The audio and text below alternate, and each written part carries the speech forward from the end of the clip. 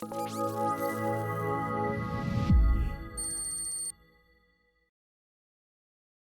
right, data storytellers. So it's the next episode, the first book deep dive in our advanced business communications and storytelling for data professionals series. And well, this is the foundational book, Cialdini's or Cialdini's principles. In fact, maybe let's agree on the pronunciation here, Dave. Like, how do we pronounce the good doctor / psychologist's name here? Let's go with the chi. Cialdini sounds a little bit more authentic. I'm 20% Italian, so I feel like somewhat of an authority on this. Yes, so, I'm 0% Italian, so yes, you are more qualified to have an opinion on the pronunciation of his name. Excellent. So we settled that immediately. So Cialdini's influence. So Cialdini, he is called, he's widely known and accredited as the Godzilla of influence and persuasion. So the success of this book is really represented by the fact that it's been around for a long time, and they keep expanding it, re-releasing it. And everyone, if you ask anyone who knows anything about persuasion and influence, this would be one of the top 3 recommendations. And Dave and I have been discussing this book for a while. It came up multiple times on the podcast episodes as well, and we thought it would be, appropriate to look at this one as our first book where we hash out, okay, how does persuasion, influence, and decision making work, and then we'll build our playbook and even the book reviews that will come after on top of these insights. So, Dave, would you like to add anything to this short improvised intro that I did? Yeah, just a couple of fun things to get the intro kicked off. So the first is I hope that we get to be the Godzillas of data storytelling, right? I think that would be kind of a cool thing to aspire to. And then the second is I've had several interns through my career, and I've given them a copy of this book every time. So there's those of you who have interned out there, I'm sure you're going to pick this up and watch it since you saw that I was attached to it. You're like, oh yeah, that's the book Dave gave me on my way out. Yes, exactly. So this book is so foundational that I've spent my own money to make sure that people starting their careers get access to it. That's how much I would argue that this is the foundational book for influence. And influence is when you try to get something done without power. And most interns and early career professionals, even mid professionals, just don't have that power. Absolutely. And what did the interns say, by the way, usually after you gave it to them? What was the general feedback? So one of them in particular, they all say thanks, which is, of course, good manners, right? But one in particular, ran with it. She was like, wow, I didn't realize. And I think that speaks to this is, zooming out to entry-level escape and other things, right? I have this sensitivity to the fact that if you're an intern, you're at the end of your academic journey typically, right? And you're at the top and you're about to go to the bottom, but you're about to go to the bottom of a very tall mountain. And so you have 0 power and you can only get things done through influence.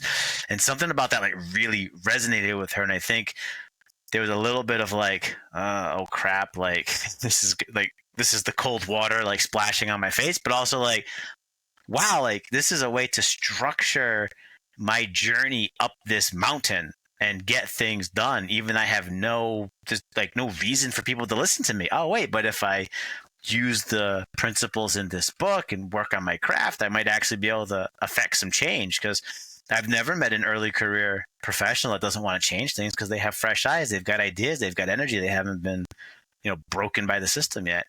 And this helps them get some of that traction. So it seemed to really resonate with her, and I'm not sure exactly what it was, whether it was, again, awareness of the power dynamics or suddenly going to shift, like that rug pull when you go from being king of the campus to, coffee fetcher, or if it was just because it had psychology, and that was what I think that was her minor or something. I don't know exactly what it was, but I just remember one of them really was super excited and appreciative of it. I remember, so this whole rock pool effect. So it's when I read it, and I was on that track for a while at that point. So, I was in military intelligence and we learned military psychology, especially with like civilian operations and all that. So in retrospect, I would have expected that would be like part and parcel of the curriculum. It wasn't. So when I came across this, I was already working in business for a while, and still it was kind of like, Matrix, Neo in the Matrix, like, oh, there's a whole different world here that was invisible to me before. So also in the spirit of this whole playbook that we are hashing out here in this series, so the whole 4 stages of learning, with first, you're unconsciously incompetent. You don't even know what you don't know. You kind of just bump into the walls. Reality and people don't respond as you expect them to. There's just frustration and resistance. And then once something like this is revealed to you, that's like the second stage, when you become consciously incompetent. So that means that, I now know what I don't know. Now I kind of understand some of the dynamics behind these things. And then you become consciously competent when you start to put it into practice. And once it becomes a skill, you're unconsciously competent. And I think that if we look at even our playbook building, I think influence, even though especially we're going to talk about the different editions of the book maybe for a few seconds here, I think it mainly gets that job done so well to put you into that spot of, okay, I know the 80-20 of what has been invisible to me before, and now you can actually very effectively build skills on top of that. Would you agree? I would. And, this book, I think, predates the concept of like EQ and emotional intelligence. And I think this is a great intro into that. And so you're unconsciously incompetent. Like, you don't even know like what to do. And I think a lot of people from the data science analytics background, IQ is our forte. We want to win with IQ.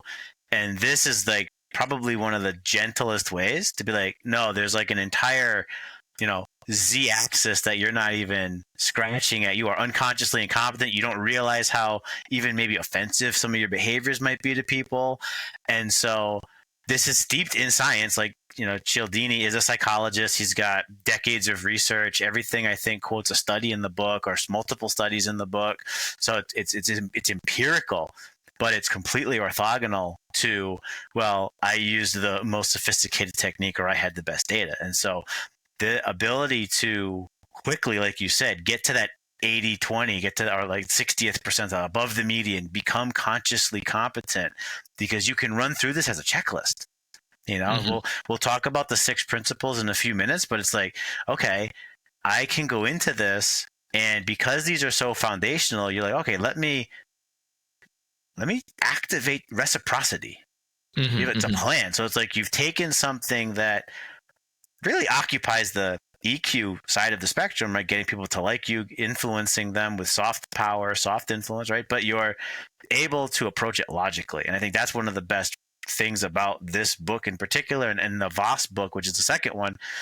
They really get you to conscious competence quickly, like you said. So I fully agree with that's a great way to tie this book into some of the other stuff that we talk about.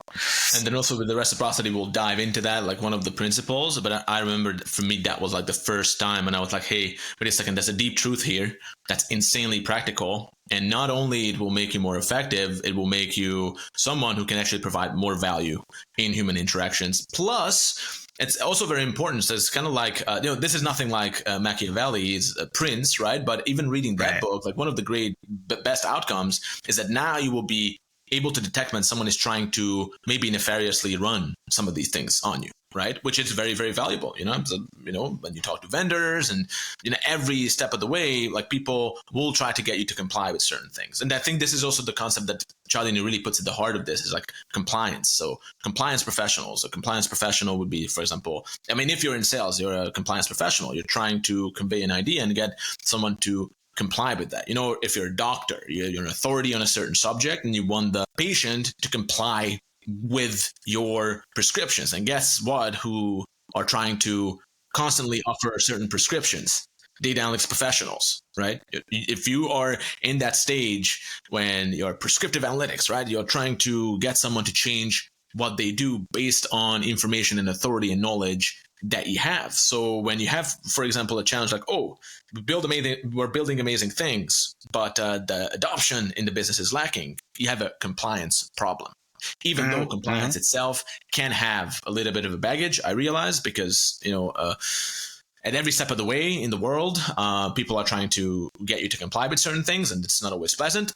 I would even say that most of the time it's not in your best interest to comply, right? But let's not throw the baby out with the bathwater, because if you do have something of value to offer someone, and you can kind of find a way around their psychological resistance, which might be rooted in concern or fear, you can very effectively move collaboration forward by tapping into these principles. And exactly. Do you want to just maybe spend like 30 seconds on the different versions of the book? Because basically, with you, I think you came across this one originally, which is the shorter version. And then I have the more meaty one, which is kind of like a later edition, which is more like a psychology book. Right. So based on my understanding, when I read this, it was like fantastic. It was packed with research. It's robust, as you can see. It's quite a tome, right? But then you told me about that the original one was actually more like a handbook type of thing. This is out of print, as far as I'm concerned. This is the 5th edition that I actually got secondhand for like $30, but I was willing to pay the price, because I know that this is so good. Would you mind just sharing a few words around like this one? And it says science and practice. I kind of went through it too. It seems more practical than the big one. Yeah, so I've never read the big one. In fact, I stumbled into the big one while you and I were preparing for this, because I saw the blue and yellow cover and I was like, oh, what book is that? And you're like, that's my influence book. I was like, why is yours 3 times bigger than mine, right? Like, there's no way that he did that much in the last couple of years, right? And it turns out there's 2 separate books. So the red book, I don't even know how I found it. Frankly, it's been so long since I originally discovered it, but it kind of makes sense. Even if I had the option to get the bigger one, that I went for the thinner one, not because I don't want to read lots of words, but because I'm an applied guy, right? I could have majored in pure math, theoretical math. No, I majored in applied math. Like, I am a pragmatist when it comes to stuff like that. So this book and a lot of the other books that we're going to go through, it's basically read a chapter, use it same day. I think Cialdini is a little bit more like foundational, so you may have a little bit more of a gap. Voss has the shortest gap. Voss is like, read a page, close the book, go use it in your next email. Like, that's then applicable. But Cialdini's emphasis in the book, the red covered book, is basically you're immediately able to use it, and it's angled in a way where it's basically, here's a concept, here's when to use it, here's why it works, here's the empiricism, so I'm not just making it up, and then here's how to actually use it. And everything's very punchy and very easy. I think like each section, like within a chapter, might be like 2 pages. It's a very, very readable book, and it's just like every time you're just getting something out of it that you can act upon, which is why I think if you're going to pick one, just grab that one, because you can read it in a flight from, Boston to Vegas or something like that. And by the time you get there, now you're influencing everybody when you're in Vegas. It's amazing. So that's my bias. And we're going to talk through that specific book. But yeah, I mean, that's when you can get that much action out of a book, that's a good book. 100%. And just looking at these, so just to be clear, it doesn't mean that this doesn't have great examples, and it does support its arguments, right? And this, now in retrospect, I'm glad I read it back in the day, but it's more like an academic pursuit. And I think it probably came out during that time when online book sales kind of demanded that, hey, you want to price it high, it needs to be more pages. And I think now we really arrived at the time when, less is more, to use a cliche. So, fantastic. Let's dive in. So what are we gonna look at first here, Dave? Yeah. So the book is anchored to 6 concepts, 6 principles, right? So these, as soon as I say the name of them, you're going to be like, oh, okay, I'm good. I'm going to turn off the podcast. Don't do that, because we're going to take you through them. But again, it's so foundational. Just the use of the English is going to tell you a little bit about what's coming. So the first principle is reciprocity. We want to do things for people who do things for us. It's an innate sense of fairness. You'll see this all over the place. The second is commitment and consistency. Okay, people like to be consistent. We don't like dealing with cognitive dissonance or other forms of dissonance. The third is social proof, right? People like you watched John Wick. Oh, great. I'm going to watch John Wick. Liking, right? So if you like someone, you're more likely to be influenced by them. That's why, very attractive people make wonderful spokespeople, right? Because you're naturally going to like a super attractive person. And so they're going to be influential. Then the fifth one is authority, right? And that's why McKinsey and BCG get to command premiums, right? People like to kind of defer to the experts. And then the last one is scarcity, which is pain of loss, whether like a real loss or a fear of a future loss. Like I told you, I only had one cookie left. Suddenly the price of that cookie is going to go way up. Right? Absolutely. So those are the 6 principles. All of them, again, people following along at home, and they're like, oh yeah, those all make sense. I can't believe you guys bought a book for that. I could have told you that, right? But that's the great thing about practical books is like, in hindsight, you're like, oh, of course, but you haven't had the language or the framework to articulate it. So these are the 6 principles. And with that, so I think one of the great things about these 6 principles, again, probably you could list more principles as well, but these are the 6 key principles, and many of the other like sub principles could be like grouped into those. And however you like to think about things, if you're someone who loves to think about, like evolutionary psychology, for example, that that's hundreds of thousands of years of evolution of human beings and how it really shaped and formed sociologically, how we interact. These principles perfectly map onto that, right? If you're someone who likes to think more about, let's say, in more abstract concepts of morality, for example, perfectly fits there too. How to be a decent human being, why we appreciate certain things, why we don't appreciate certain things. So I think it's, as bulletproof as it gets, whatever your preferred angle is when you like to entertain these ideas. Yeah, I agree with that. The evolutionary psychology approach, especially, I think that was maybe one that tickled my fancy when I was reading this back in the day. But also, as I was prepping for this, I was like, wow, like I'm seeing these 6 like damn near every day, multiple times per day.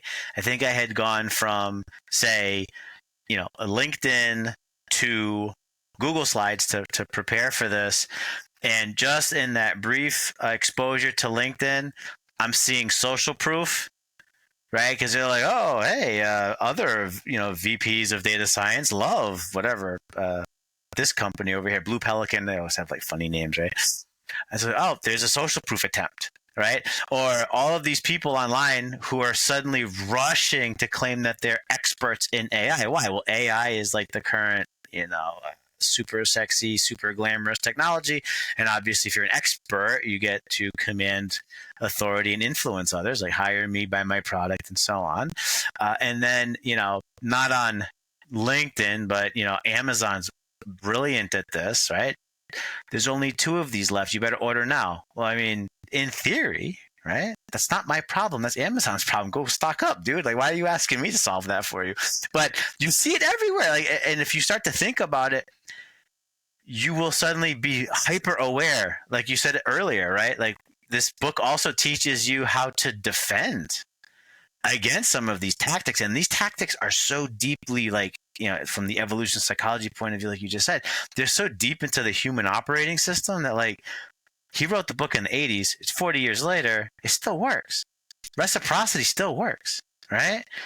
Authority, more or less, still works. There's some hiccups there, right? But these are not going away, right? Because somewhere deep, I know Claff likes to talk about the crocodile brain. We'll talk about that in a couple more episodes. But we're those monkeys that want the coconuts or whatever, the bananas, like deep down in the circuitry. And so that these things work. Absolutely. And just like a note there, that a huge revelation for me, and I think especially if you're a data analytics professional, if you were that, I would be, concerned about, hey, but I don't want to, fake things, which 100% you shouldn't. And this is like very important to mention here. So when you see social proof, for example, from someone, it can be fake, like there are many companies. I work with many companies in the past where I saw and needed to correct their practices of, for example, putting fake logos on their website, right? With people that they didn't even work with, right? Or fake testimonials. Or let's say someone saying that they are an authority on a certain subject, but it's just like a hollow label.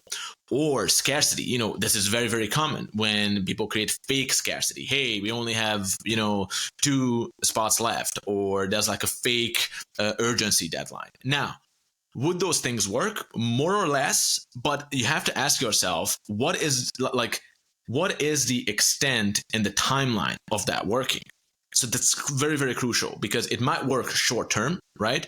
But you will be exposed. Sooner or later, you will be exposed. So what I offer as kind of also, this is an insight that I have working with so many companies when we were helping them develop their commercial processes, is use these principles and actually set yourself up in a way when these things will be real. For example, delight your customers and they will give you the social proof that you need. Or talk about things only when you actually have something to offer. Now, it doesn't mean that you need to give into, imposter syndrome all the time. I'm not saying that, right? But actually find a niche and an area where you become a genuine authority, when you genuinely give some sort of value that your audience does not possess, and you can tap into that principle of authority in a genuine, authentic way. Same with scarcity. Very, very important that focus on projects when you can actually tap into that. Tap into real scarcity, something that's actually precious, something that actually can be offered as, hey, this is not for everyone and it's not infinite. Again, not to jump too much into the data analytics relevance here, but this is the typical issue when you become the report vending machine, right? There's no scarcity there. Focus on the right projects, and scarcity will help you as a principal. So I just wanted to kind of add that, because for me, that was a huge conceptual flip, that this is not about using these to present something that's not real. It's about actually organizing yourself and your personal brand, or the brand of the organization that you work for, in a way where you can tap into these principles, if that makes sense. Yeah, this makes good stuff better. It will not make bad stuff good. Exactly. Yeah, exactly. I agree with that. And I do have some good stuff on scarcity as a data science professional, because it's so hard to genuinely create it. Because we're cost centers, right? I don't create money for any company I work for per se, because I don't sell. I do things that make the salespeople sell more. So there's wins above replacement, but I'm always a cost center. At some point, those executives have to make a decision between an investment in data science or an investment in hire 2 more sales reps. It gets to that level, right? Mm-hmm. So, it'd be very awkward or very difficult for me to be like, hey man, I've only got time to do 1 project. You better get your project in there. They're like, no, I paid for your team. You're doing both of my projects and I don't want to hear anything about it. So we'll talk more about that. But yeah, I hear you on for data science and data storytellers, some of these principles are way more relevant than others, just because of the context. You take the book, read the whole book, because all of the principles are valuable just as a human, right? It deals with the human operating system. I think Claff talks about that. Yep. I think I got that phrase from him. But then what I'll do is, since I've been doing data science for 20 years, I'll talk about which ones generally are going to, they're more effective or more useful, and some that just don't quite hang the way that maybe they did in the 80s. But I loved your point about make it genuine. Let's make good stuff great. Let's not try to make bad stuff good. And then also, especially, and even with us building the data storytellers, it's so funny that without me having to consciously think about it, a lot of times I found ourselves tapping into these principles as something that's baked into the cake. I don't need to fake anything, right? These principles were almost like guiding lights that God basically installed. And then over time, you'll see that with these, you can actually provide more value. So might I offer, and this is something that's a very, very important reminder, if you're seeking someone to comply with you. So I can bring again the example of the doctor. You might have a resistance to accepting some sort of therapy or treatment, right? But the doctor and again, just maybe think about, not every single situation, but let's look at the scenario where the doctor actually knows their stuff and they are offering you something that you should accept, but there's internal resistance. If he's successful in getting you to comply, he added value to your life. And this is how you should look at yourself as a data analytics practitioner. If you build good stuff, and your business stakeholder naturally won't know everything that you know, won't understand everything to the degree that you do, don't possess what you can offer them. If they did, you can't provide value. Find someone else, right? But if that's the case, the gap is often the fact that you're just not skilled at getting them to comply. And if you did, they would appreciate it. And I don't know how many times I'm also, when you're a business leader, I need compliance professionals coming with the right kind of communications, posture, and being skilled at what they do to get me to see that point in my busy day, right? And that's the kind of skill that you as a data analytics professional can and should integrate into your toolkit in order to become that internal consultant and then entrepreneur who can actually not only build cool stuff but also market it effectively. Yeah, exactly. That is the action gap that we talked about last time, right? You build these amazing things, right? Our job generally as data scientists is to make companies run better, right? Or de-risk things, reduce uncertainty. But the best widgets stay on the other side of the action gap if we can't achieve compliance. But we're achieving compliance pursuant to making them more successful. I mean, one of the most powerful questions you can ask someone is, how do you make money? How do you get a bigger bonus? Let me throw the turbocharger on what's already a wonderful sports car. Let me just give you the turbo, right? Make good to better, not bad to good. So 100%. I agree. Yeah. And then now I'm very excited about also diving into I think the next thing that we'll talk about is that, okay, some of these principles are more relevant than others, given that the book is now 40 years old. So maybe we can dive into that. Yes. Yeah. So we talked about there's 6, and these 6, again, I cannot say this enough. They're all good, especially just from a general understanding of the human operating system. That said, in a corporate setting where everyone kind of understands the game, especially at the executive level, so you're a data storyteller, you're a leader in your organization, you're trying to move vice presidents onto or off of certain positions, well, there's a very high probability that if that vice president hasn't also read this stuff, that they've got it innately through sheer, learning, taking their lumps, school of hard knocks type stuff, right?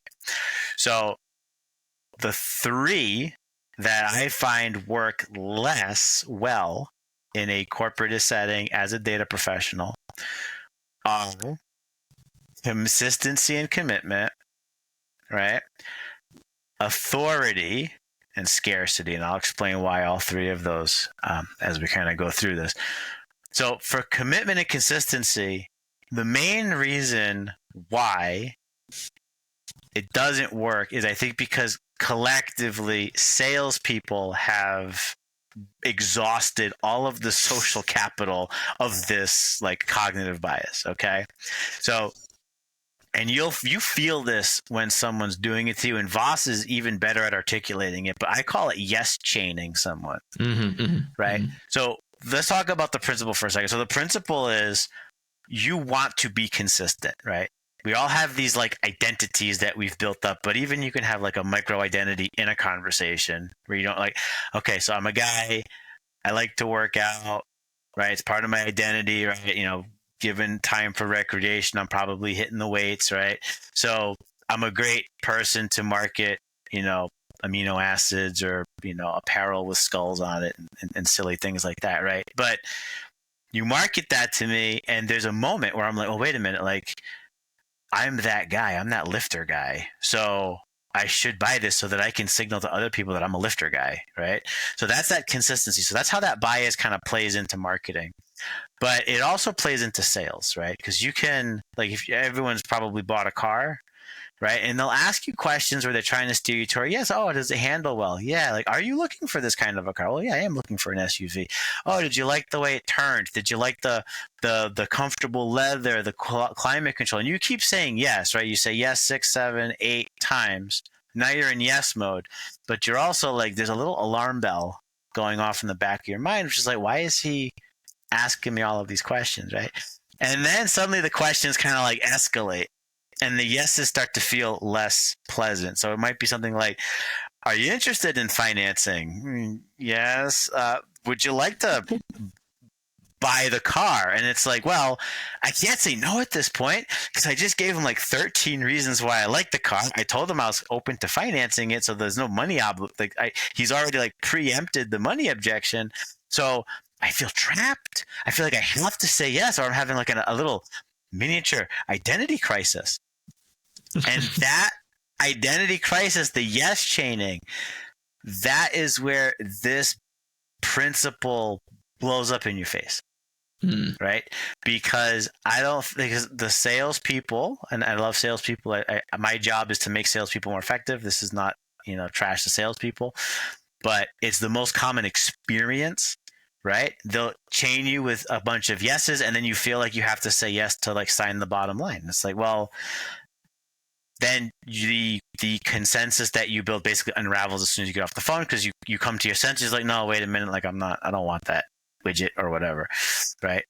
But I don't know why this used to work and it doesn't work anymore. Like I'm not sure what the key moment was where it stopped working, but you've probably been in a situation, anyone listening has probably been in a situation, you probably tell a story right now, but like you got yes chained and 4 or 5 questions into it, you start to just resent the other person. You're not even the likability is basically zeroed out. The reciprocity is everything starts to zero out. You're just like, I don't like you. I don't like what you're doing to me. You're like infringing on my autonomy, my to get really like dramatic. You're impairing my sovereignty as an individual. All of these different things, right?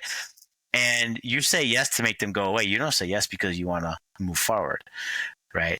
Because you want to deactivate that like identity crisis. So that's why I don't think this one holds the water anymore, because I think like I've tried to do this to people before, and like they just throw up the wall and they're like they start dodging, like, well, it depends. They start trying to avoid saying yes because they know, okay, he's trying to checkmate me with a yes chain.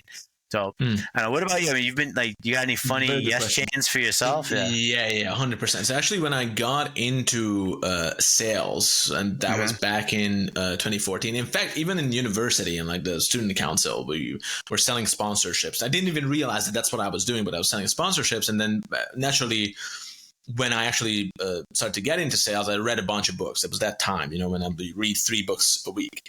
And it's very funny that even at that point, I had the realization, wait a second, 99% of these books and these techniques are actually garbage. Now, it's very important, though, to look at the time frame of these, because first of all, I think 100% true that this whole thing of, hey, you just tell someone, you run them through a yes chain, like, hey, does that make sense? Does that make sense? Does that make sense? A lot of these sales techniques say, hey, just get 3 yeses from the customer to put them on the yes track, and I feel like that this is something that like sales trainers who are mostly snake oil salesmen, right? It's something that's like easy to convey. It's easy to give that someone as a tool so that they can feel powerful, but it does suffer from the 70s used car salesman syndrome. And at the same time, might I add that with this, I think strategically, if you use it strategically, and again, use it strategically not in order to yes track someone, but let's say if you can get someone to realize, for example, the importance of innovation in an organization and find out whether they would actually they actually would want to innovate, and bring them to that realization that, hey, they are actually innovators, people who believe in innovation. Right now, it can absolutely help your case when you offer certain solutions later on, right? So yes tracking doesn't work anymore. Maybe it's the kind of thing where in the 50s it worked because it wasn't so pervasive, but then it kind of spread like wildfire, and too many sleazy salespeople with no skill have been using it, and everyone can kind of see through it. When someone runs that yes track on you, let's say I'm already willing to like give a solution a benefit of the doubt, we kind of need it, and then the salesperson runs it on me, I consciously have to like step back from it. Is okay, I started to dislike this person, but I hope it won't like affect my unbiased decision making about this product. So yes, I think all of us were put in that place. Again, I think the principle itself is just as strong as it ever was. That particular tactical application of it, I think, is outdated. So steer away from it. But in general, again, the example that I brought, for example, getting someone to realize and articulate and actually identify with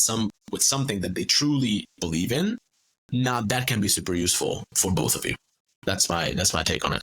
I like it. It's a nice spin on the skepticism. I think that like appeal to identity almost kind of allows, like, it's a way to bring this one back. But yeah, I would have strongly avoid trying to yes chain or checkmate somebody who outranks you. That definitely does not go well.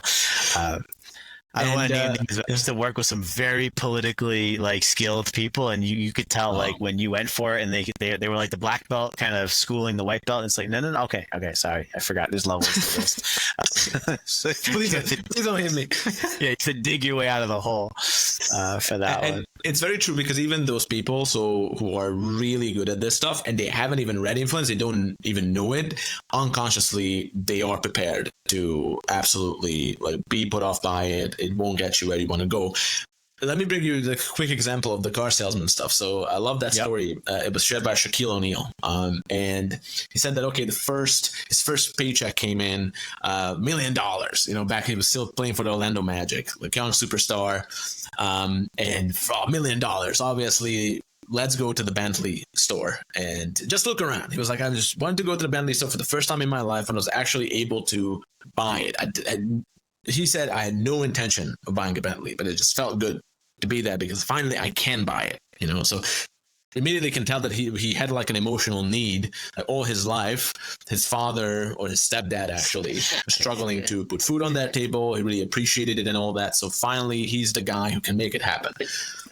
He goes to the Bentley store just looking around, and then he said that this old, seasoned veteran sales person in a nice suit, short guy too, because Shaquille O'Neal is like 7'7" or 7'6", short guy, walks up to him, doesn't even say anything, doesn't say that, hey, this is the best car, the most comfortable, the fastest. All he asked Shaquille O'Neal is that, can you afford it, sonny boy? And Shaquille O'Neal bought 2 Bentleys immediately, right? Because that was an appeal to identity. He walked in the store saying that, hey, I'm finally someone who can buy this. And as he was poked in that place of, no, my identity is that finally I can buy it and I can prove it to you, right? So it was just a nice little example that I like to bring of like weapons grade elite application of that principle. Yeah, that guy sized them up. Literally, I mean, I remember seeing Shaq at the Garden and just being like, wow, like it didn't look that big on TV because everyone else is big in the NBA, but he got somewhat close to where I was like, whoa, okay, that's different. Mountain. But, yeah, exactly. But but that guy knew, okay, I'm gonna instead of, oh, how long you been in the market for cars? Or let me tell you why my car is the best. It's just like, oh, I'm going to challenge his ego. And then, bam, he bought 2 of them. That's a beautiful example. But moving to the second principle, so scarcity. Scarcity is another one where, like I said, I've been doing this for a long time. This is a very difficult to play in a corporate setting. And as I kind of alluded to this a few minutes ago, it's because we're seldom in a position where we can actually say no, right? If I've got, my team right now or the other teams I've led, like we've got a certain amount of capacity. If the demand outstrips the capacity, it's generally, okay, I got to figure out how to carry 2 gallons in a 1-gallon jug. I don't usually get to just say, no, sorry, you're on your own. Especially because like those no's tend to be fairly painful, even if you have to give it, because then you're off the short list for future projects, which might actually be a better fit. So the main way that it works, right, is essentially I say, I don't have that much of these. And by saying I don't have that many of these, like I've got 3 cookies, suddenly the cookies become the most important thing to you, even though you could very easily go in the store and buy your own bag of cookies. Or in seminars, oh, there's only 2 slots left. Or artificial deadlines like you mentioned, like, my team's going to Open Data Sci Con East, and they had early bird special expires at midnight or something like that. So it just creates this like, oh my god, but like I gotta buy it.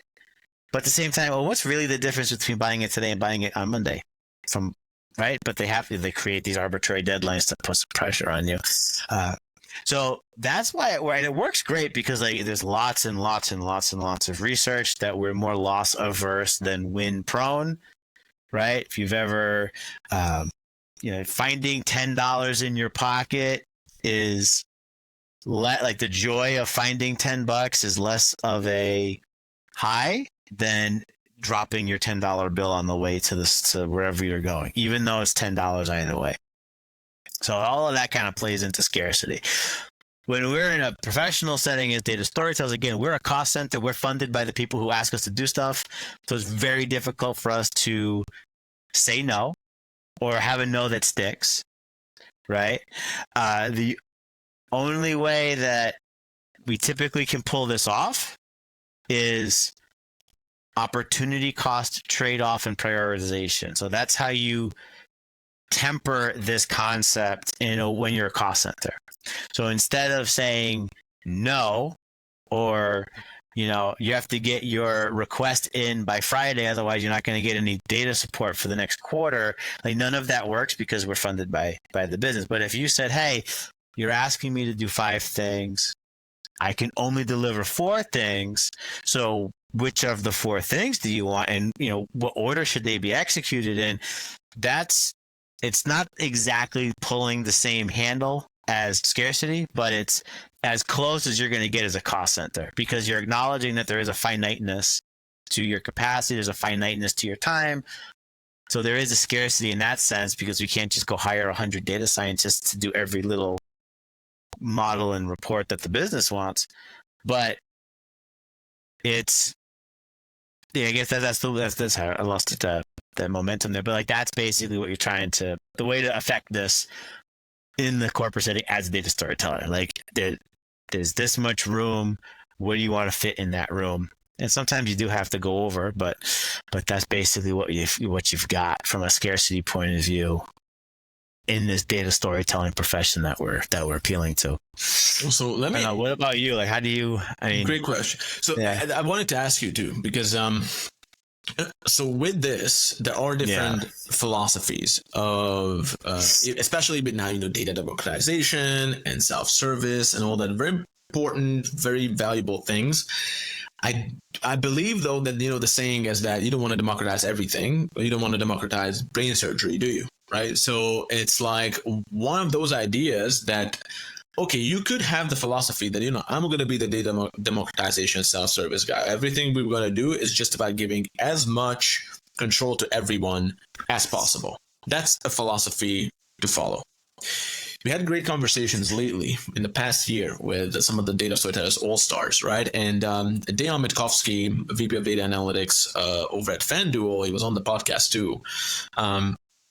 And he has a very strong stance on this, which I like. I do like that kind of flavor of. He says that, look, the main idea here is to become the trusted advisor. The main idea here is to move from reactive to proactive analytics, because without that, by definition, you wouldn't be able to provide as much value to the organization. And that does involve saying no. It does involve having to set yourself up in a way when you're like very ruthlessly prioritizing projects where you're just focusing on the biggest business impact. And you move a little bit now from just building things and making it available to know you're focusing on high value, high leverage commercial opportunities, and you build your success stories based on that. In fact, this is exactly the same thing that what we discussed last time with the solution that you guys rolled out for the salespeople before. And I think that scarcity in this way, it requires discomfort. So it requires discomfort because you need to set yourself up in a way when you know that you will have to say no. And again, it's not fake. It's not like you're telling somebody, hey, we're so busy that we just can't do everything. It's not a communications tool.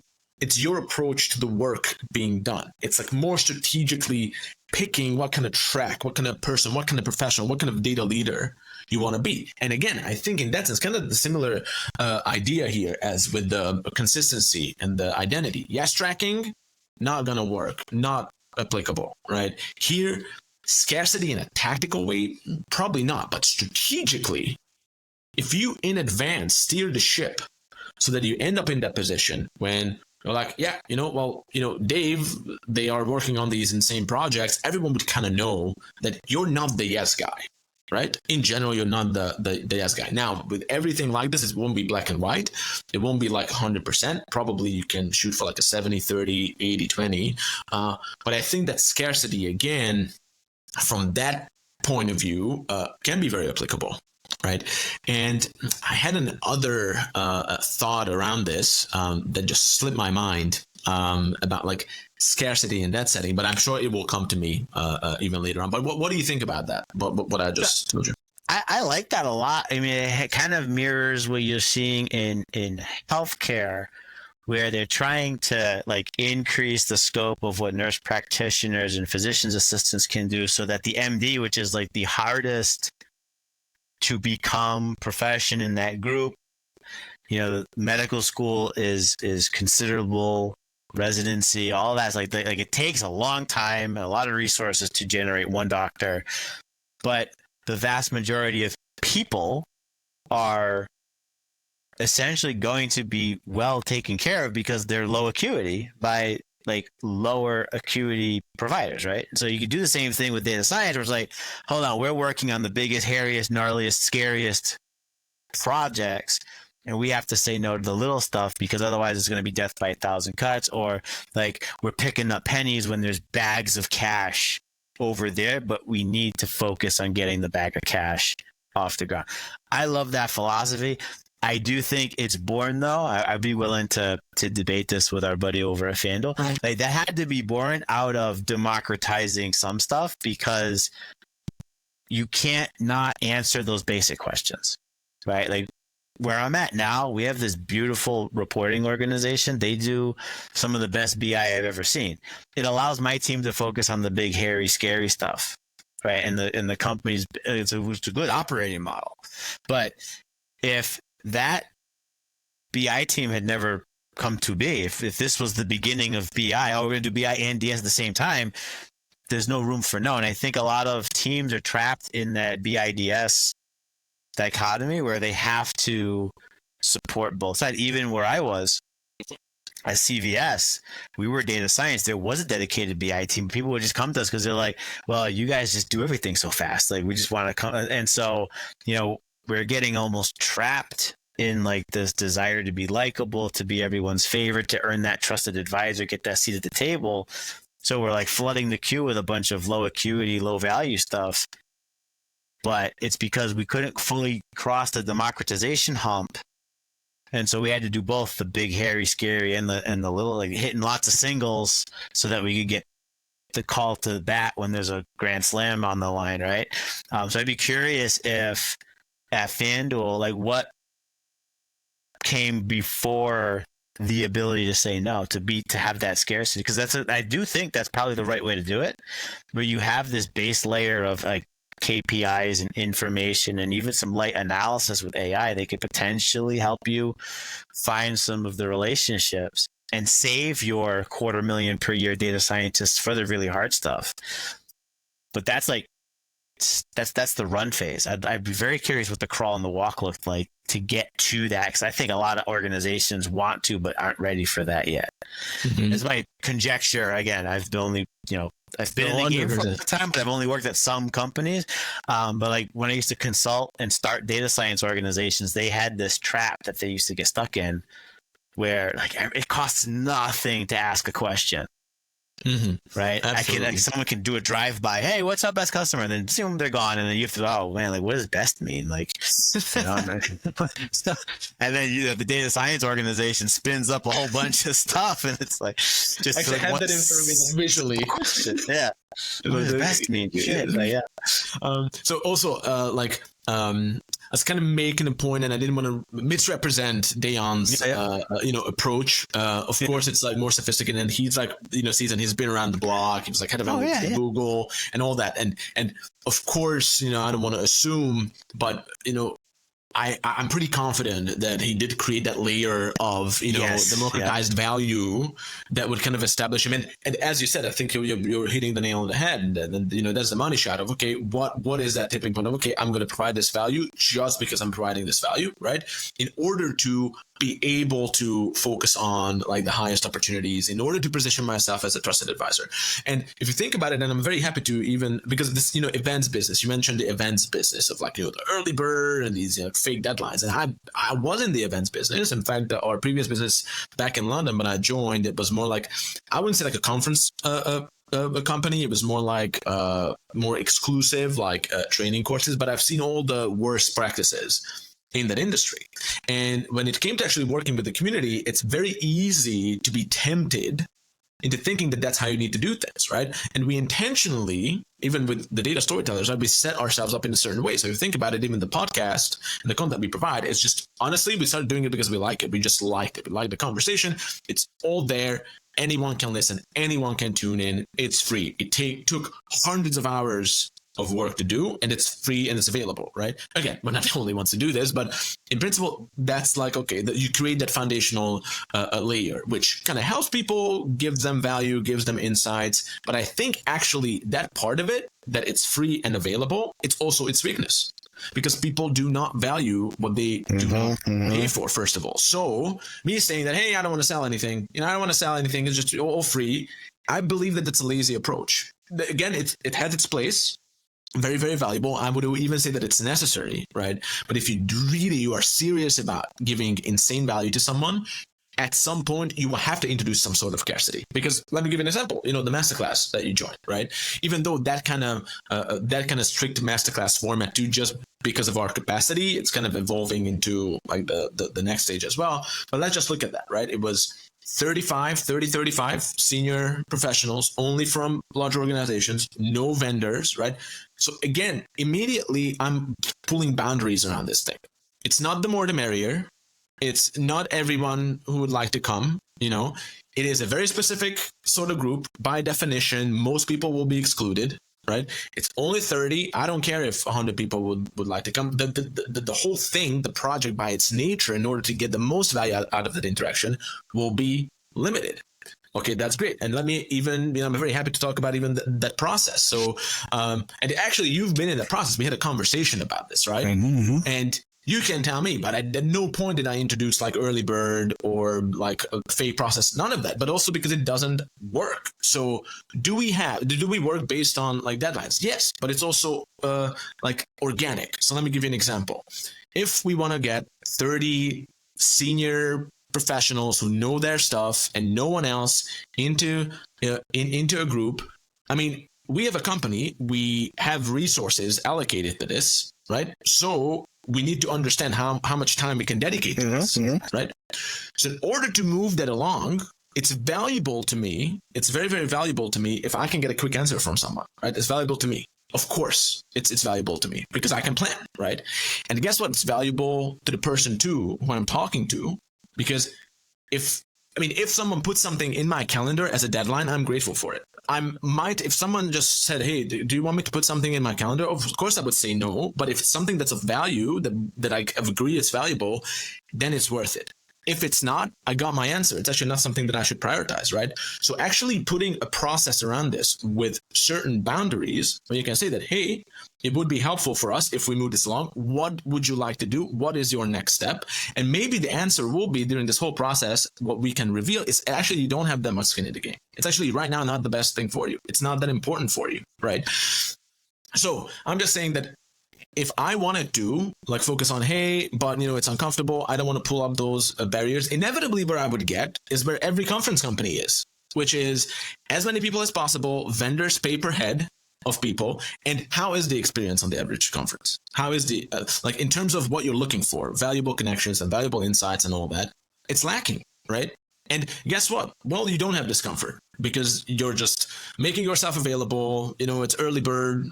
You give all the control to everyone else, right? You don't pull up any kind of boundaries. You don't try to like enforce in a positive way, like a constructive process, right? You can do that, but actually what we used, and this is how it translates into the data analytics profession too, that in order to get there and do that authentically, when you don't have to lie about things, you need to set up the whole project in a way where you conceptualize the value, why the exclusivity and why the boundaries are necessary to get the most value out of this, right? And then you do that. And for example, even with our masterclasses, the fact that we now dedicate, for example, that much time on getting something done there, and people are invested in the whole process, well, that's why people actually show up. That's why they are engaging in the discussions. And I'm also saying this because we tried different approaches, even with our previous company, and the worst engagement rates and the least value that people got out of the interactions were always when we loosen boundaries, right? Mm-hmm. Lowering the price, lowering the entry boundary, lowering the commitment, make it shorter, make it cheaper, give as much control away as possible. And we were shortchanging those people. And guess what? That's what probably all those conversations that we've had with individuals, probably that's where they also lost the most of their valuable time, right? Again, I don't want to just riff on this, but I think it's a perfect example. Yeah, it's almost like you've replaced scarcity with accountability.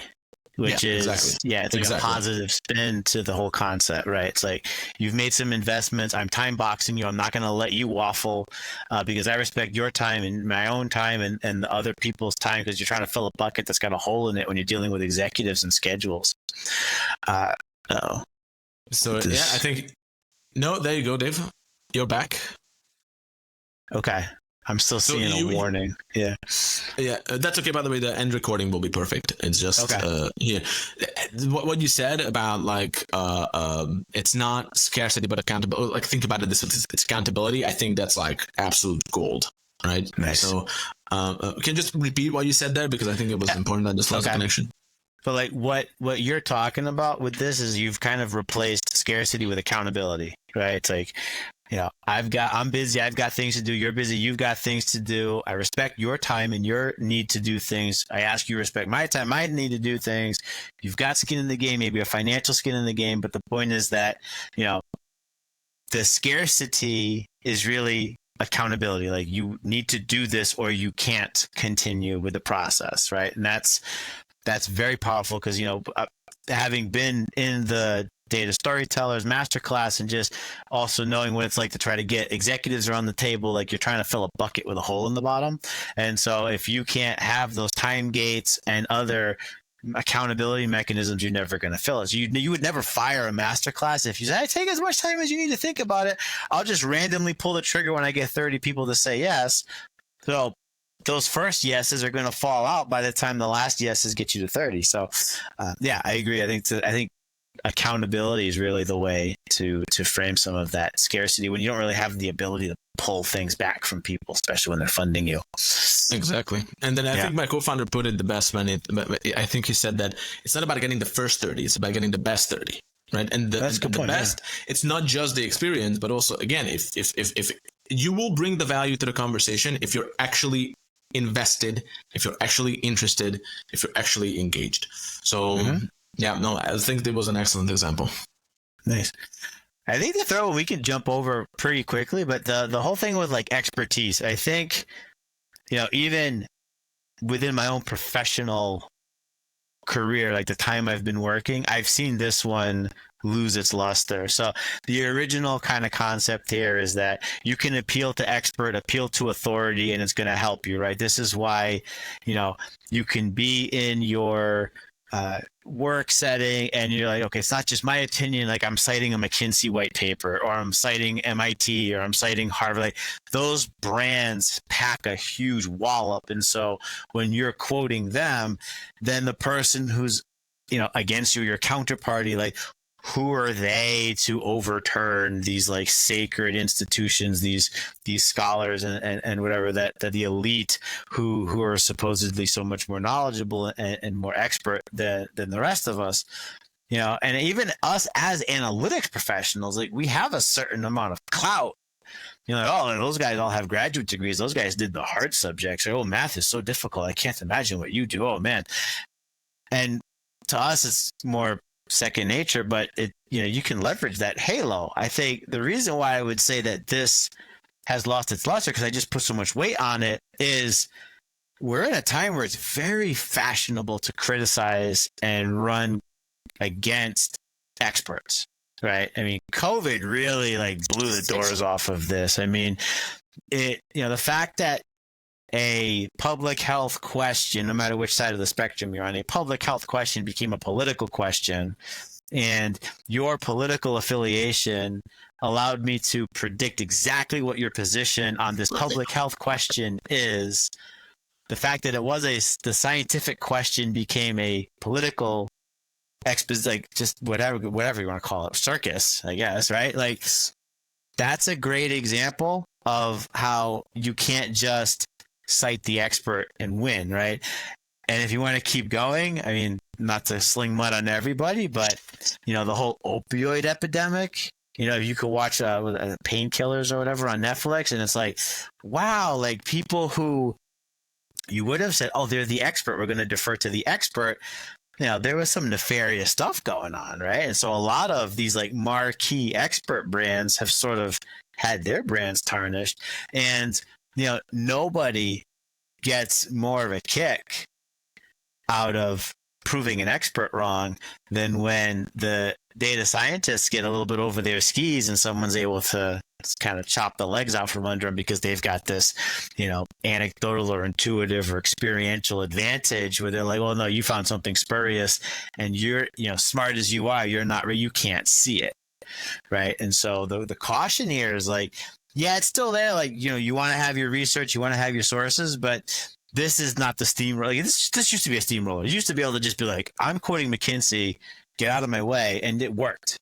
Now it's I'm quoting McKinsey and they're all right, well, I got my own opinion and I'm ready to get in the ring with you. So that's why this one has lost quite a bit of its luster, because I think it's very fashionable to try to overcome experts. And I think COVID, anyone who's listening to this probably lived through that whole era. That's the perfect example of where it's fashionable to challenge expertise.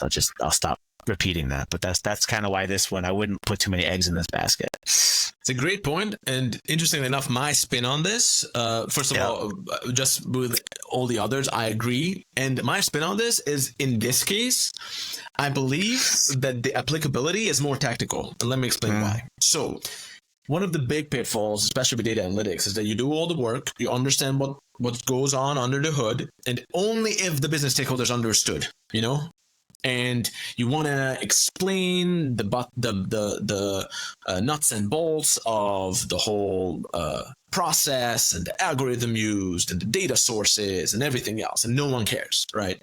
But you're trying to no, I'm not just saying that I'm the expert. It's not just that I'm the director of data science, right? No, here's the work being done, and kind of you achieve the opposite. People tune out, people kind of shut you out. Okay, so this will probably come up definitely when we look at the Ohrenclaff materials, is that in his second book, Flip the Script, there is the tool called the flash roll. And the flash roll is designed, so in general, you want to speak in a language that people understand, right? In general, you don't want to use the big words because you will lose them in 30 seconds, or not even that, in 15, right? But at the same time, if you can keep your communication clear and human and focus on the words that the stakeholders use, 99% of the time, that's the winning game. But that 1% needs to be condensed and deployed at the right time. And this is very tactical now. So when you, for example, are trying to make a case, and you're trying to appeal to the audience's goals and aspirations, this is good storytelling. There is a place where for 17 seconds, you drop a weapons grade, intentionally indecipherable, kind of above their head version of the work being done, right? Which is actually well crafted, calibrated, where you don't need to say that, hey, I'm the data science guy. Believe me, you don't need to go on for 30 minutes about the work being done because you will lose people. But at the right time, you drop and you demonstrate your knowledge and your authority, right? But again, it needs to happen at the right time. It needs to happen when people are already inclined to be on board with whatever you're selling. And at that point, all they need it's a little bit of a nudge about the confidence to kind of shut down that little voice in the back of their head. Is this legit? And then when you demonstrate your authority, it's like, it must be legit because this guy or this woman evidently is someone who's a master of that craft. Right. So that's, and interestingly enough, my spin on this is a little bit more like the applicability might be on the tactical side of this. I don't know what you think. Yeah, no, that makes perfect sense. I mean, one of the things I always coach new data scientists on is like, you have to stop talking about what gets you excited and you have to start talking about what gets the business excited. No one cares about all of these esoteric random forest versus XGBoost versus neural network and all that fun stuff. No one cares about your R squared, right? No one cares about how, cool your feature engineering was, right? They care about forecasted profit. We're going to increase the margin by 1% on 70% of transactions. Therefore, we're going to make $20 million, all that fun stuff, right? The business cares about, revenue up, cost down, or both, right? And that transition can make you look more like an expert, like you said, because you're speaking in their terms, but you have either in the appendix or there's an infographic or you've just got that weapons grade calibrated statement, like you said, where like you flash a little bit of, oh no, I have a PhD in this, bro. You better chill, right? And suddenly, and then it does kind of pull the ladder up behind you.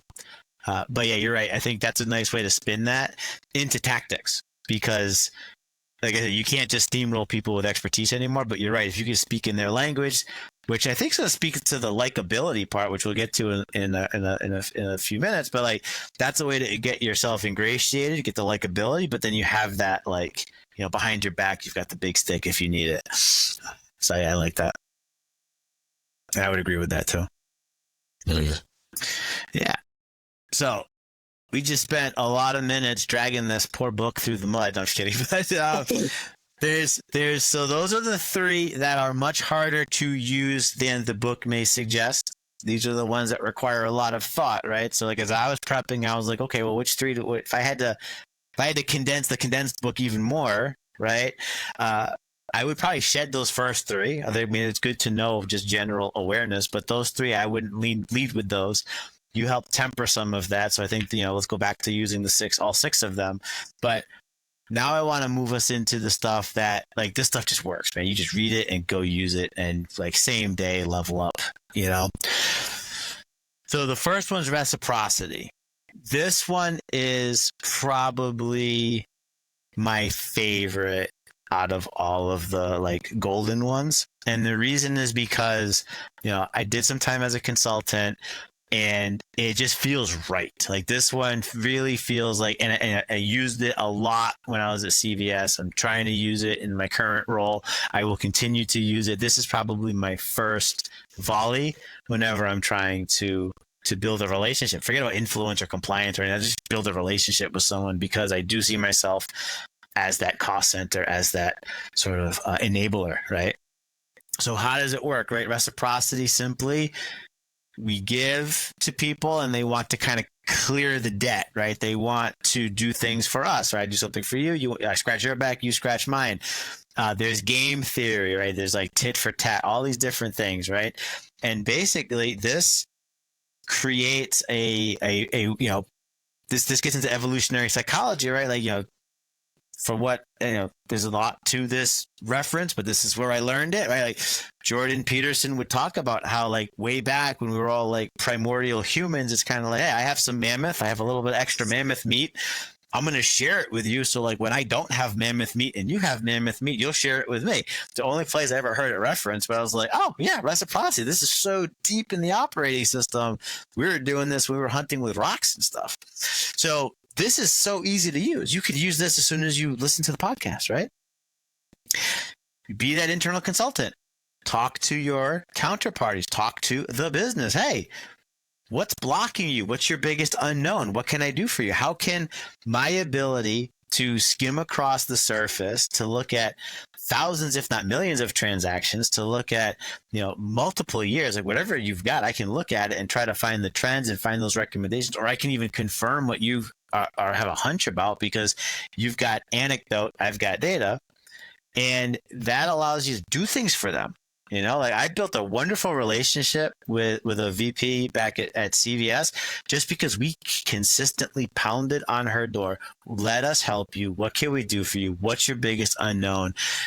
We've been doing some stuff. We've been studying your area. We have ideas, but like, tell us if they're good ideas. Tell us how we can build this up and unlock some value. And you know, we showed up with some goods. She kind of accepted the goods. She's like, okay, like, you guys are the real deal. And then we started to build things together, and we basically became her favorite analytics team. And that opened up the whole commercial business for us. That was that one win. We'll talk about social proof in a second, but it started with reciprocity.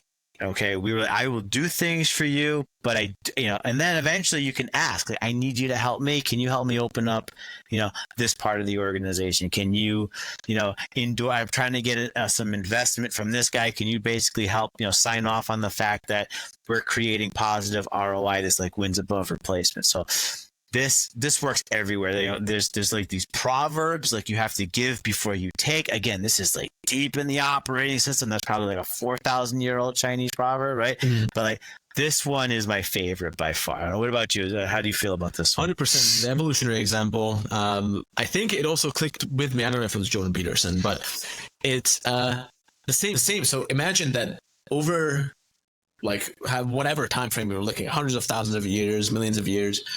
Those people who did not have that internal thermometer of, hey, I keep taking, I'm not giving back. Those people, guess what? They were not allowed to propagate. They were kind of just sorted out of the DNA pool. But those people, imagine, who just kept giving, they naturally also attained higher social positions. And guess what? Guess who got to propagate their genes? Those people. So we are all descendants of those individuals. So we all have this internal thermometer. So you can feel when you're taking too much, and you can also detect when someone is not pulling their weight.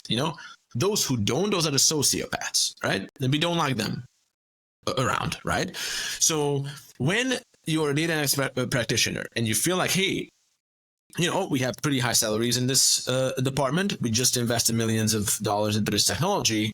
And look, a lot of work was done, but we're not really giving back to the people for the rest of the organization, the frontline salespeople or the operations people, like everyone else.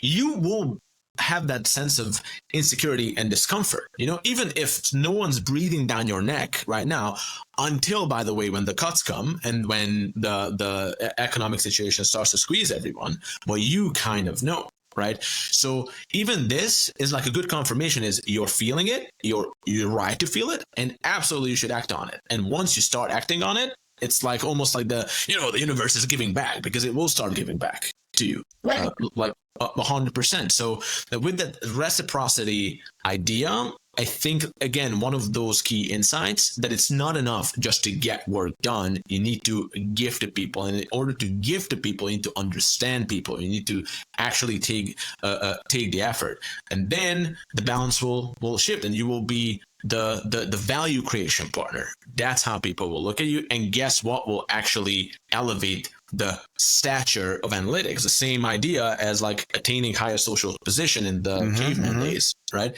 Is the same idea.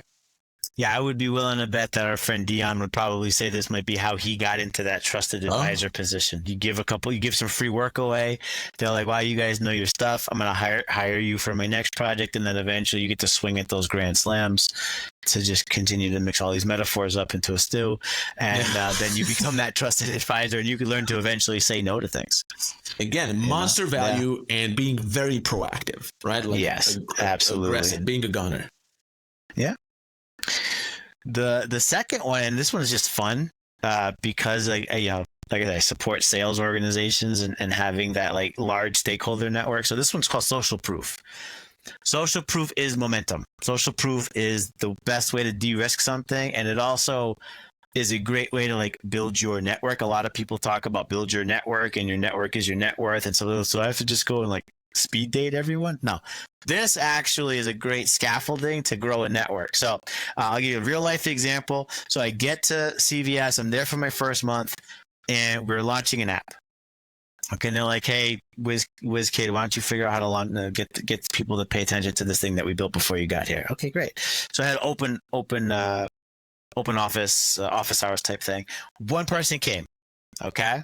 You're going to love his name. His name is John Stockton, not the basketball player. But I'm never going to forget John because John came to the office hours. He's the only person that did. We started talking. This guy is on like the bleeding edge of the innovation curve when it comes to sales leadership. Okay. Arguably one of the like people that helped me get started in sales analytics. Hugely influential professionally. Can't say enough wonderful things about John, right? Shout out to John. Big shout out to John. So John ran the Heartland market. So that's like Kansas area, right? And he was an early adopter of like every single thing we built and basically became the social proof for every single thing we built, right? So I used to support, it was like 15 markets. I think they consolidated it down to 12 and you could fit them on a bell curve. So there'd be like 3 bleeding edge, hyper innovative markets. There'd be like 10 in the middle that were just kind of like, oh, well, I'll wait until people de-risk it. And they had a couple that were just like, I don't even like analytics. I don't think I want to use it. Okay. So John was like, way in the favorable end of the spectrum, and then he would help me kind of monkey branch through this. And so as that was happening, I started to get to meet and interact and work with all of the 15 market leaders. And then my network just went from like, okay, I know 3 people to like I know 300 people. Right. So that's social proof. So social proof did a couple things. One, it helped me monkey branch. Hey, John, can you introduce me to some more market presidents, some more market leaders? Great. Can you help me get up the food chain too? Can I meet the whole head of your commercial segment? Oh, can I just monkey branch upwards too, or grapevine upwards? But he also was like, okay, he saw the value. He consistently saw the value. He introduced me to some other people and I could refer back to him because again, also one of the best sales leaders I've ever met in my life. So that created this like virtuous cycle. And that's really social proof in a nutshell, because what I am doing when I'm doing this is I'm casting a wider net so I get more users. I'm able to point to someone who's in their shoes. It's like, hey, you're a market leader. He's a market leader. He's using the stuff I'm making and he's making more money. You're not using the stuff I'm using. Would you like to make more money? It's not me telling you that my food is delicious. It's the guy eating the food telling you the food is delicious. It de-risks it because they know, okay, I don't have to be the first one to try this. And it's anyway.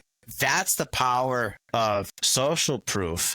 And it's, I know I'm gushing. I said reciprocity is my favorite because reciprocity opens up the social proof, right? Because I would do whatever John wanted as long as I could get that endorsement, right? And so I'm doing everything I can for him. He's telling his friends about me. I get to activate the meaty middle, and I'm getting 95% of my impact from about 60 to 80% of my potential market. Again, this one's dynamite, and this one always works. This is evergreen. I've never seen this fail.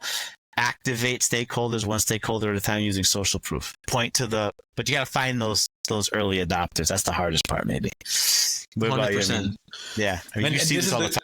Yeah, storytellers, I bet. Yeah. So central, the champions.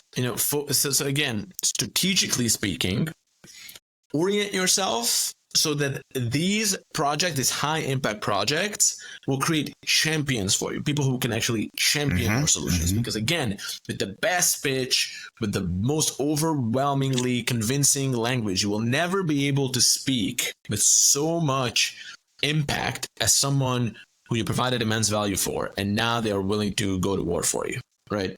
And the beautiful thing about this is the same thing that makes it difficult is that it's not easy. It's not easy to actually give someone so much value. It takes effort. It takes attention. It takes real care, like a real focus on the individual. You can't shortcut it, right? You can't shortcut it, even if you say that, no, I'm just going to, again, go back to the carpet bombing idea of democratization, right? You won't have those champions. You just won't have, without the personal relationship, you will not have that. Again, it's not a case to not use data democratization at all, or don't do self-serve. I'm just saying that in order to really, really elevate the position of analytics and thus also your influence as a leader, you can't go around having to create champions in the business. So I think even the social proof idea here, the most often mentioned framing of this, what I've heard is like data champions. That's what we need in the business, data champions. Because also, guess what? It is difficult, even if you have like super high storytelling skills and you can talk about data analytics in a way when you're really like dialing down the technical language. I guarantee that the person who you just helped, who is not a data analytics practitioner, will be able to do it even better than you. Right. So it might seem like something, oh, this is like extra work, because I need to dedicate this individualized attention, long conversations. I have to like ask the right questions, really try to figure out where can I provide the value, and then really invest into that person so that, they can then go and evangelize our work. But actually, in the grand scheme of things, you will save so much work and so much time for yourself. And this is typically the thing that will tip over. So if you want to be on that side when what we call like oversubscribed, right? This is also like an entrepreneurial concept of you want to be oversubscribed. You want to be oversubscribed, not so you can make so much money. When you're oversubscribed, that shows, that's like the litmus test of you providing immense value by definition, right? That makes sense. Yeah. So you want to get to that point. Yeah, because if you want all of those selves to serve, you have to have advocacy among the selves, because otherwise we're just like the ivory tower throwing things off the top window. And I think that's a good way to tie this together. And, as you were speaking, I'm wondering if I'm about to recant my position on experts and authority, because in a way, social proof is tapping into that. Like, don't take it from me, take it from this expert who's a peer of yours, who's a market leader, or fits in that archetype that you are also within. So I may have to, I don't know, maybe like when we move into the course or the book, I might have to soften my stance on expert, because this feels like maybe this is the way to get the right expert. So I'm not citing, McKinsey from on high. I'm actually citing, Joe from the Florida market, because he's doing a damn good job, and you want to be like Joe. So I think I've learned something today. Just as we're sort of going through this. That's the whole point. And again, just to shamelessly bring the TDS example, Tesla was always a fan of giving someone immense value, and then if they would like to like capture that and just put it out there as something that can be valuable in and of themselves. I mean, if you go to our website, I think even you have one of those snippets where it's not like just like a highlight, like an edited highlight, but no, we had a conversation about the value that I managed to give you. So I don't have to like try and make a case. Our community is the best. It's like the best format, the best.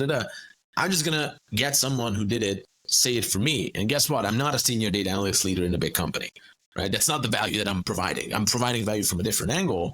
Right. Then someone who is in that audience can speak with way more power.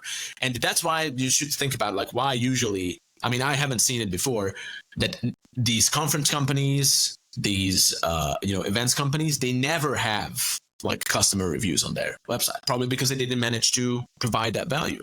So that's something to look for, that if someone does not have that should be a huge red flag for you. When someone tries to influence you, someone tries to persuade you, and you can't find like today in 2024, when everything is set up for you to be able to do that, from the technology, from people being used to that kind of stuff. If no one can show like at least some sort of social proof, that should be your indication that probably they are full of it. So that's a good point. Yeah, that's a real good point. And then what we don't do? We don't like people who are full of it. So how about that for a segue? And so the last one is liking. And again, this one I don't think is ever going to go out of style. Simply put, we are willing to comply with people we like. Now, liking is fairly complicated, how to achieve liking, but this is, again, people like to do things or to mesh with people that are attractive. Okay, well, I can't change that. That's kind of what it is, right? But there's other things: humor, being gregarious, showing an interest in people, finding common ground, right? I mean, there's always like these fun moments that can happen where you're like talking to someone like, oh, I'm from Boston. I'm from Boston too. Let's make a Dunkin' Donuts reference, right? Like you get like these weird things that happen because I'm currently talking to someone who might be based out of Texas, that doesn't mean they've never been to Boston before. Like a funny one is one of the partners I used to work with at PwC. has a Boston phone number because they lived up here when they got that phone, even though they're in New York. So get a call from them, and I see a 617. I'm like, oh, hey, what's your connection to my state? Oh, let's talk about that. Let's build that. Like, take 5 minutes of our 30-minute phone call, build a little bit of rapport. That's going to come in handy at some point. Right. And that's really what liking comes down to. So, as I was thinking about, okay, what do I want to say about liking? I think there's like two things that I think are really important as a data storyteller, as a data executive, right? The first is if you somehow manage to get into a position of leadership or influence and you're still clinging to this mantra of like, I'm not here to make friends, I'm here to work and get shit done. Like, you absolutely must throw that in the garbage. Like, that will absolutely be the thing that stops any further progress. All right. It's time to put the IQ in the back seat, put the EQ in the front seat. And liking is really, the heart of that, right? Because you're not going to achieve influence if people don't like you. Period. Full stop. The like bristling, like, let's make money, blah, blah, blah, IQ, like this just doesn't work, right? So at this level, when you're trying to, move a vice president onto or off of a position, they got to like you. If they don't like you, you're DOA. So true. So that's good. Yeah, no, I just wanted to say that, social, small talk specifically. I think I always kind of suspected that it's underrated, and it's actually, I think it was Jordan Peterson who talked about it from an evolutionary psychology way as well, perspective, that in fact, good small talk is that's why people do small talk, and they've always been doing it, and they will keep doing it too. Because it's the easiest way to demonstrate like a lot of your ability to actually communicate. If you're a good communicator, the good communication is valuable in and of itself because you can get things done quick, right? So again, it's a demonstration of something. You don't have to say that, hey, I'm good at communication, because first of all, who says that and why should people believe you, right? But you can demonstrate it in 2 minutes, but being skillful with it. And it's funny that one of our clients, and if I say this and she listens to this, she knows that I'm talking about her. Yeah. But she always says, I hate small talk. And we have the best small talk ever with her, always, right? And the best rapport as well. So that's one. And then the other thing I wanted to mention about this, I don't know if you had a thought there. You're going where I was going, so just keep rocking. Okay, so with this, so it's funny that like the tactical application of liking too, and which is easy to do and necessary, and I'll tell you why. Because everything that we talked about before, the value creation, can you actually build a relationship and give value to people who you don't know, you don't understand? Right? No. And how can you get there? Questions. You can't not ask good questions. Yes. And guess what? If you can ask good questions, that means that people will actually talk about that work. In fact, good questions will reveal truths to them that they are not even aware of. Just by asking the right questions, you can give value to someone. Ability to a busy professional to actually reflect and articulate things that have been kind of floating around in the background. But, oh, wow, someone finally asked me, and you know what? I just had a realization and epiphany. It will get the job done of giving you, exquisite quality intelligence that you actually need in order to provide value. And guess what? They will like you for it too.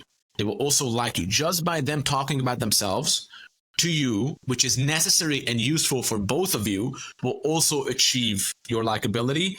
And in my experience, better than anything else that you can actually focus on. The art of questions, and we'll talk about that later on in the whole series as well. And I think people kind of miss that effect of it. Good questions. That, I get the intel. It's fantastic. I need it to be able to build value and build prioritize the right project, but also it will make you likable. And that ingredient is in fact a crucial ingredient. So that's what I wanted to kind of mention on the back of this. I agree. That's where I was going, right? So that question, those are potentially, big or small deposits in like that rapport bank account. That like a lot of corporate trainings use this metaphor of like a bank account. So like every time I do something for you, whether it's reciprocity or just conversational dynamics, like, hey man, how's your son doing? Right? Stuff like that. Like, we're building up rapport. I'm constantly making these deposits. So you begin to have these positive associations with me, and then you like me, and you're more likely to comply. Again, using the word compliance, right? And it doesn't take that much effort to make lots of small deposits because we have so these high frequency interactions, right? So like, I probably send 200 emails per day.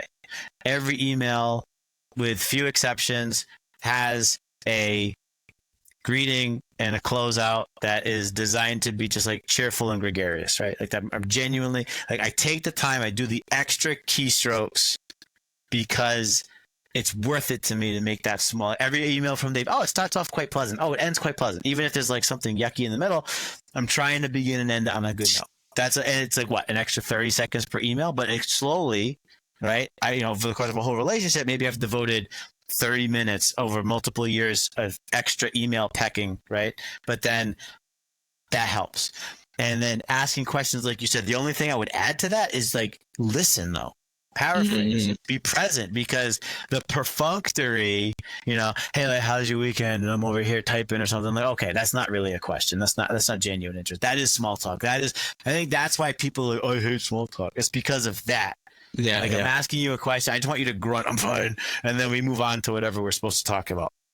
And if I say like you mentioned a couple conversations ago, you really like basketball. I didn't know that about you until you told me. I think it was last time we spoke. So, okay, it's not something that I have like a deep passion for, but at least I could reference it in the future. We could potentially, that's pretty cool.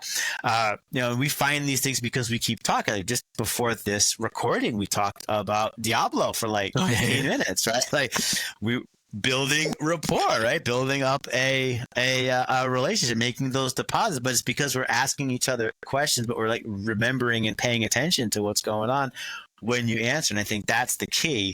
And like this fun little anecdote from Dale Carnegie's How to Win Friends, where he said, ask people about them because they love to talk about themselves. And at the end, it's like, how'd you like talking to Dan? Oh man, best conversation ever. Dan was like the greatest conversation partner ever. I'm never going to forget this conversation. They go find out what Dan did. I just let him talk about himself for 30 minutes. Right? Because I kept asking them, like, throw a question in there, get him going for 10 minutes, ask a question, get him going for 5 minutes. And he walks away thinking Dan's the greatest, interlocutor in the world. And Dan's just like, just ask a couple questions. It was easy. So like that. But again, Dale Carnegie wrote that in like 30s or something, like super old book, right? And here we are 100 years later, maybe. Again, I don't know exactly when it was written, but it's definitely a super old book. And same thing, asking good questions, building rapport, but that's probably the ultimate way to open that relationship up. And you make those small deposits, and sometimes you strike oil. Like you find out, like, oh, wow, we both like martial arts. Oh, wow, we both like basketball. And now you've got a friend at work, which is the best because, this guy I used to work with, he and I would definitely overrun the clock sometimes because we would be like building all that relationships. Oh, yeah, we're supposed to talk about Salesforce or something like that, right? So, but it makes I'm excited when I get an email from him. I'm excited when he shows up on my calendar. Like you want to be that for everyone else too. So true, and of course they're gonna listen to when you need something or to comply or a favor or whatever. Sorry, that's the relationship leverage. And when you said that, but you need to ask it the right way. It's not just like, hey, how are you? But then you don't even care. So I've lived in London for 7 years, and it was actually like a hard transition for me in that. I mean, in general, it wasn't a hard transition, but that part when in like British people usually ask like, how are you, with they have no intent of actually finding out how you're doing, right? And just that like disingenuous nature of it actually did like that kind of small talk. It's better if you don't do it. Or even like them talking about the weather. It's like, it's raining again. Yeah, it's like it's raining again. But I find that, let's say when I talk with clients all over the world and, we just had a snowstorm and it turns out that, they had a snowstorm and they like skiing or whatever. And that can be good. And then it also just shows that, hey, I'm actually interested. Like, hey, how are you? I hope like, this year will be a big one after New Year's and all that. You have to mean it. It's kind of like also a mindset shift, but definitely it's that small little deposit that will also open up the door for other deposits to actually find out about each other's lives and each other's kids and all that. And that is valuable. Of course, then it's still important to get work done. So that's the other question about boundaries. It will be like that thing that will come up. But again, boundaries. So everything in its proper place. That's absolutely fantastic. You build that to also focus on with good time management to make sure that you get that work done, that you actually provide that value. But I think, as you said, that this whole idea of, I'm not here to making friends, that mindset needs to go in the trash where it belongs, as you said. Yeah, I had someone say that to me once that was on my team, and I just marked them for okay, you're done. I'm not going to let you, as long as I have control, I'm not letting you move up. Just because you can't promote that. That's just not, that's coachable. You try to pull them off that mindset, but that's not, you can't be promoted with that mindset. You just shouldn't. Yeah, 100%. Yeah. Because eventually it becomes a people game. Pick any Fortune 500 company out of a hat. The CEO is not there to get shit done and not make friends. It's a they have to cascade stuff all the way down through the organization. They've got to deal with the board. They got to deal with Wall Street. They got to deal with investors. It's all about building relationships. And at that point, likability is so important. Otherwise, you're DOA. And the higher you go up, in an organizational ladder, the more of an ambassador you become too. So the impression that you give, again, that is part of the value that you provide. And might I just, a final thought on that if you can do both, if you're amazing at doing, quick, effective, entertaining, that's the other thing, entertaining, quick interactions, whether it's small talk or whatever, relationship building, and you can also get things done, that demonstrates range. And that's very valuable. People who have range, right? They can do this, but they can also do the other thing, who are not one-dimensional. So again, it's all about a demonstration of your, multi-dimensional skill set, which people are naturally attracted to because it's rare and super valuable. Yeah. All right, we've been on one heck of a journey. I guess let's wrap it up. Our first book, synthesis or examination. Ready to stick that one in the fridge, I guess. So we talked about Cialdini. Again, this is foundational. I think we both agreed this one had to be first, even though I don't think it's either of our favorites, but it just had to be first, right? This one really lays the ground for everything that we're going to talk about next. This is the human operating system in a very simple, very actionable way to encapsulate it. There are 6 core principles. Again, get the red cover book. It might cost you a little extra, but this is the one where you every page you can basically go use it. And there's 6 core principles. There's reciprocity. Again, people want to do things for people who do things for them. Social proof, which is people love going second. They love finding that champion and following that champion. And likability, people want to do things for people that they like. Those 3, those are evergreen. I would throw my full weight of endorsement behind those. And those are probably the most important ones, again, in my opinion. The next 3, again, still important just to understand that human operating system. But you got to kind of be a little bit more thoughtful and careful how you use them. Consistency. People want to be consistent, but they don't want to be trapped. So don't chain them. Don't track them. Scarcity. It's still there, but it's more of a prioritization play. It's an accountability play, but it's going to be very difficult to be in a straight up denial play. So it's got to be genuine. And then the last one is expert. And this is the one where I'm already starting to change my mind on this one, right? But because it kind of feeds into that social proof. But generally speaking, you cannot bulldoze people with citations anymore because it's very fashionable to try to buck the expert. So you need to build that likability by speaking in their language so that they respect you as an expert in what matters to them. Keep that super sharp weapons grade report at the ready in case you need to remind people of who they're speaking to, right? But then also that social proof is your expert. It's an in-house expert. Hey, people like you who are considered experts in this situation are using the stuff, and that's probably the right way to temper that. So maybe the expert gets to move into this neutral middle layer. That's the cream in the Oreo, and then we've got these 2 bookends. Bookend 1, these are the evergreen, our favorites. Bookend 2, these are the ones they're still relevant, but you got to be very thoughtful about how you use them. It's not just read the book and use it same day. That's my kind of synopsis of Cialdini. What do you think? Anything you want to add to to the summary? Absolutely. And also the goal even with this conversation was to like almost, doing the preparation, but also like real time hash out and pressure test these concepts. So even after this, someone listens to this, I'm 100% confident that immediately they can like elevate their communication and their impact. But then later on in this whole series, we'll have like the proper version of everything integrated into the field manual, which will have like the playbook. But I think this foundational piece of influence, it really served its purpose, and I think it will set us up for a really cool continuation, because our next book is Dave's favorite, and it's actually a close second favorite of mine, I would say, after Mr. Claff, which is Chris Voss, our favorite ex-chief negotiator at the FBI. What do you have to say about Never Split the Difference in anticipation of our next conversation? Yeah, so Never Split the Difference. The reason why it's my favorite is, earlier we're talking about Cialdini. I said I like actionable, practical stuff. Voss is absurdly applicable. Like, and I this is not hyperbole when I tell you, literally probably within the hour of like reading part of this, I was implementing behavior change and I was already seeing it work. Okay, I'm not going to say what it is because otherwise we'll spoil the next episode, but like, this is, I've read all the books we're going to talk about. I've read lots of books that we're not going to talk about, but like, this is like the one that probably had the most impact on me behaviorally, tactically, because this book is so tactical. Like, this guy used to negotiate hostage situations. Like, if you want to talk about somebody who has no margin for error and you can't split the difference, like, hey, I'll send you the torso, I'll keep the legs. Like, you cannot, you either win or you lose, right? This book was so powerful. I still use the tactics to this day. I use them all the time.